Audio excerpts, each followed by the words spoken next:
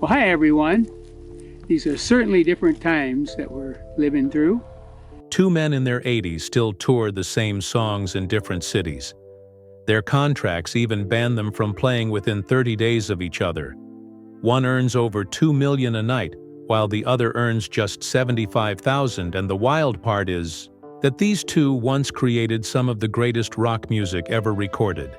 Yet they have not spoken since 1972. This is the story of how success destroyed a family. John Fogerty grew up in California in a crowded home filled with 5 brothers. Money was tight. His father worked long hours and his mother was always exhausted from teaching. But the real darkness came from alcohol. There was always another bottle hidden in the kitchen. Fights broke out often, and after one too many drunken explosions, the family broke apart. Young John was left confused and angry. His dad once passed out at his little league game and missed the only home run. John ever hit that pain helped shape fortunate son. School was no escape. The nuns ruled with fear, and the bathroom rules were so strict. John often wet himself. The kids laughed at him.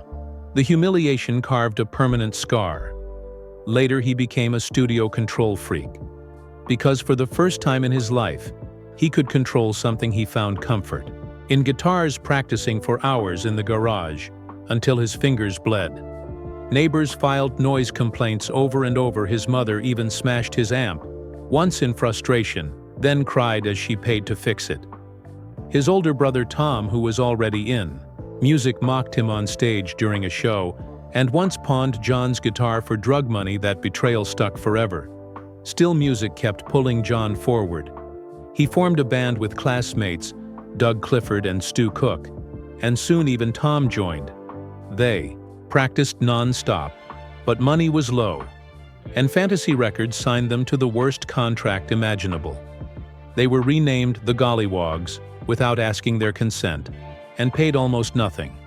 So John took control of everything, writing every note, arranging every part, and pushing marathon rehearsals until the others were ready to collapse. The grip worked, and after the name Creedence Clearwater Revival was chosen, hit after hit exploded. Proud Mary, Bad Moon, Rising Green River, Fortunate Son, Their Swamp. Rock style became the soundtrack of America. But inside the band, resentment grew. Tom's guitar was buried low in the mix. Stu and Doug were treated like backup players.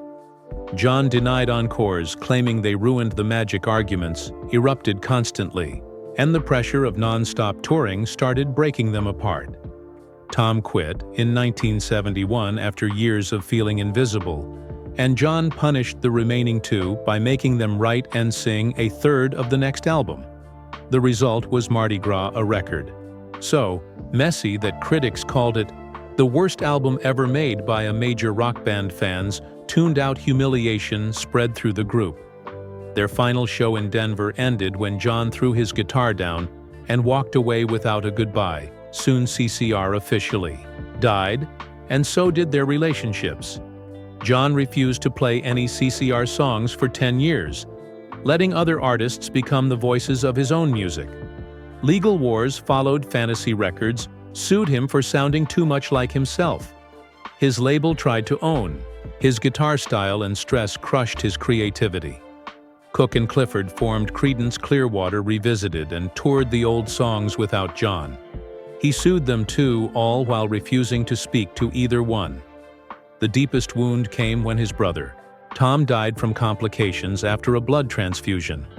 John had rejected every attempt Tom made to reconnect, and arrived hours too late to say goodbye. Guilt nearly destroyed him, and still it did not heal the divide. He blamed Cook and Clifford for siding with Fantasy, and he swore he would never forgive them. Cook said John's ego shattered everything and revealed that John once forced the band to sign papers, promising not to discuss his creative methods. There were lawsuits, bodyguards, locked studio doors, insults thrown in interviews, and fans caught in the crossfire. Now both men are old and still living inside the past. John sells out arenas with the music he once refused to touch. Stu plays those same songs for smaller crowds, Their contracts ensure they never appear in the same city at the same time. Stu has even sat in the audience watching John from the dark, hoping for a nod or a moment of brotherhood that never comes.